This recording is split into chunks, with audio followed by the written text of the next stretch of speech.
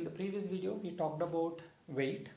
Now I will just introduce pressure in simple terms, and then in the subsequent discussions we will talk about the relation between the weight and the pressure, the fluid weight and the pressure. And what is pressure? It's again, if you remember what I have told you, it's all about knowing the value for one unit thing.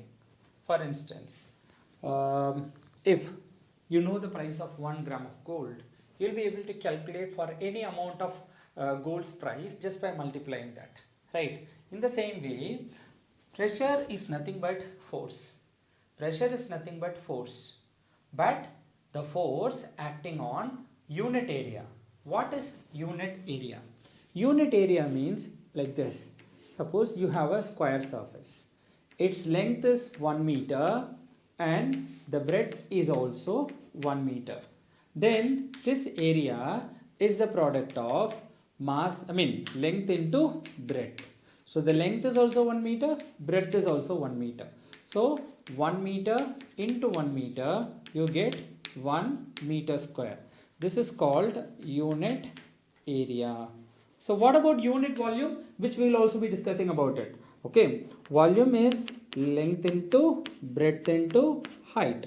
That means if you have a three-dimensional shape like this, cuboid or cube or something like that, it has volume. The volume is the capacity right here. So length into breadth into height. Suppose the length, breadth, height are all 1 meters.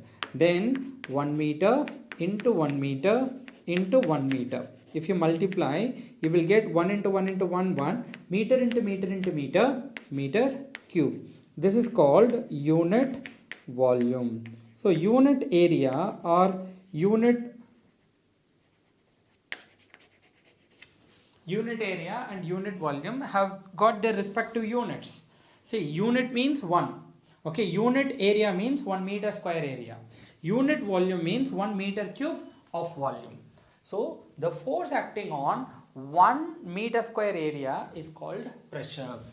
So let me write like this: force acting, because force is very important thing to know. So we need to talk about force, but to simplify terms like the price of a gold, gold for 1 gram and so on. So force is what we want to talk about, but the force acting on 1 meter square area, that we call unit area. The force acting on 1 meter square area is called pressure. So how else do you find pressure then?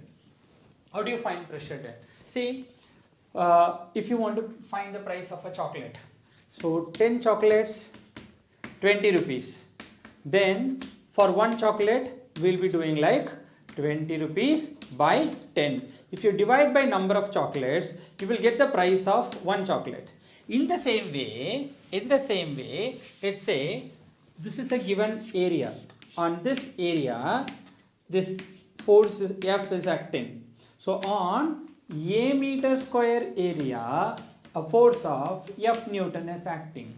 Like this chocolate example, then for 1 meter square area, the force is F by A. So this F by A represents force acting on 1 meter square area or force acting on unit area. That is why it is called pressure. So the pressure is the ratio. When you write something by something or something over something, you call it a ratio. On the ratio of force to area, you can write this as, you can also define that as ratio of numerator to denominator. What is in the numerator? Force. To what is in the denominator? Area. So the ratio of force to area is pressure. What is the ratio of force to area will give? The ratio of force to area is nothing but force acting on 1 meter square area. So you can just define the pressure in 2 ways. Either you can write it as force acting on 1 meter square area, or force on 1 meter square area can be written as force acting per means on unit area. How do you define pressure? Pressure is force per unit area or force acting on 1 meter square area or the ratio of force to area. But all will give you the same thing, that is force acting on 1 meter square area. Then here I have referred this way. The force acts on area like this. This is perpendicular to the area, right angle to the area. So this is not just a force, but it is a special force. It's what kind of a special force? It's a force acting perpendicular to it. So this is not just force, force acting perpendicular.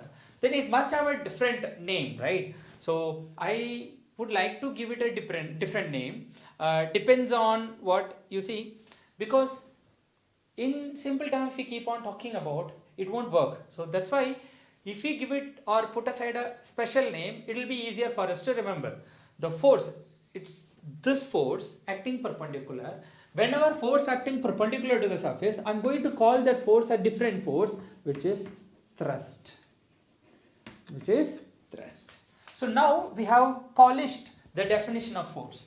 So pressure. So pressure is not force per unit area, but what? Thrust per unit area. So pressure is the ratio of thrust per unit area.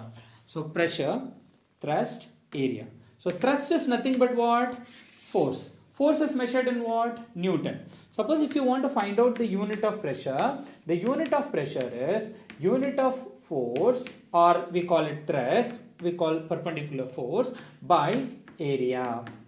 So pressure is the ratio of thrust per unit area. Pressure is the ratio of thrust to area. Pressure is the ratio, pressure is the thrust acting per unit area. Instead of force, we are going to call it as what? Thrust. Thrust acting per unit area is called pressure. The ratio of thrust to area. Thrust to area. But in most of the textbooks, it is understood that force means force perpendicular. So they will say that force per unit area, force to area, and so on. Pressure is force per unit area. Then the other thing, what is the unit of pressure? Unit of pressure is unit of force by unit of area. Force is measured in Newton, area is measured in meter square. So unit of pressure is Newton per meter square. So unit, if I put P inside square brackets, I am writing the units, that's what it means. So unit of pressure is Newton per meter square. We can write it as Newton meter power minus 2. This Newton meter power minus 2 is called Pascal. So the unit of pressure is Pascal. In the previous discussion regarding the weight, we wrote 1 Newton is nothing but 1 kilogram meter per second square. In the same way, here 1 Pascal is nothing but 1 Newton per meter square. So let's talk more about this. Suppose unit of pressure is Pascal. 1 Pascal is nothing but Newton per meter square. That means 1 Pascal is 1 Newton per 1 meter square. If 1 Newton force acts on 1 meter square area, then the pressure is 1 Pascal. If 2 Newton force acts on the same 1 meter square area, then the pressure is 2 Pascal. Why? Because 2 Newton force on 2 meter square area means, which is again for 1 meter square area, you will get still 1 Newton per meter square. Suppose on the surface, pressure is 100 Pascal. That means 100 Newton force acts on 1 meter square area. That's how we define pressure. So you understand, like pressure is the ratio of force to area.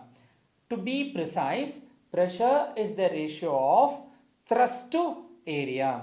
It is a thrust acting on 1 meter square area, or simply thrust per unit area is called pressure. Pressure is measured in pascals.